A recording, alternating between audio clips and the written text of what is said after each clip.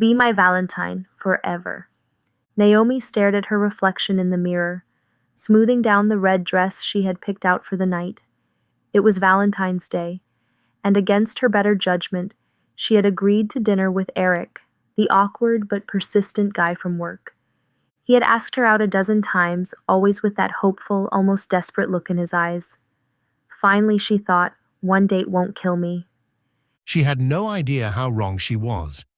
The restaurant was dimly lit, the warm glow of candlelight flickering between them. Eric's grin never wavered as he watched her across the table. "This is perfect," he murmured. "I've waited so long for this." Naomi forced a smile, twirling her fork in her pasta. Yeah, I guess. Eric tilted his head. "You don't feel it yet, do you?" Feel what? His fingers tightened around his wine glass. "Love." Her stomach twisted. I think I'm just... Eric sighed and leaned closer, his voice barely above a whisper. "It's okay. You never remember right away." Naomi's fingers went numb. Remember what?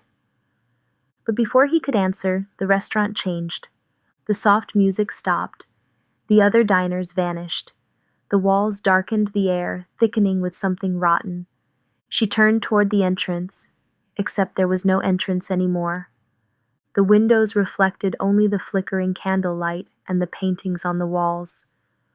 We're all watching her. No, not paintings, photographs. She gasped. The images were all of her in different decades.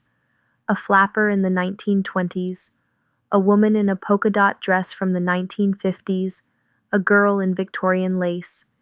In each one, she was next to Eric, and in every photo she looked terrified. Her breath hitched as she staggered backward. Well, what is this? Eric smiled, standing slowly. "I told you, Naomi. We do this every lifetime."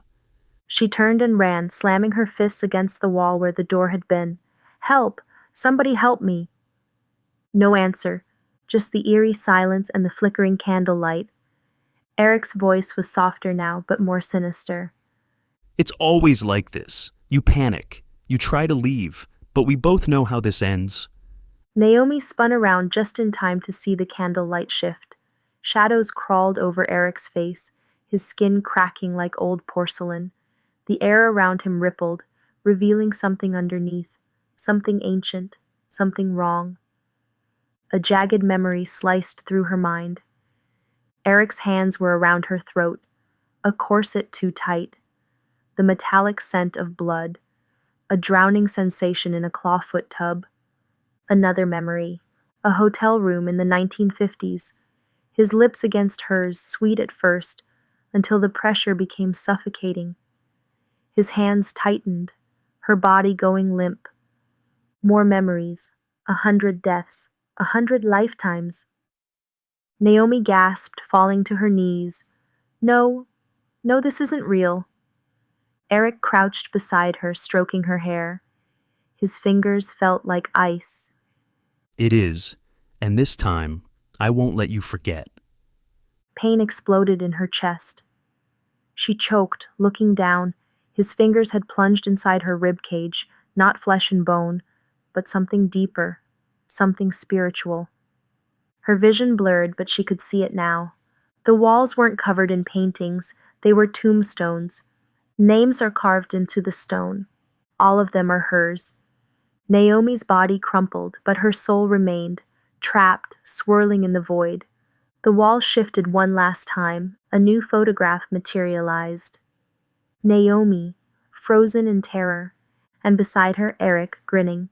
The cycle had begun again, and next Valentine's Day, he would find her once more.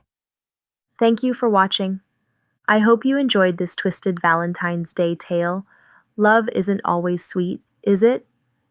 If you like this story, don't forget to like, comment, and subscribe for more eerie and captivating tales.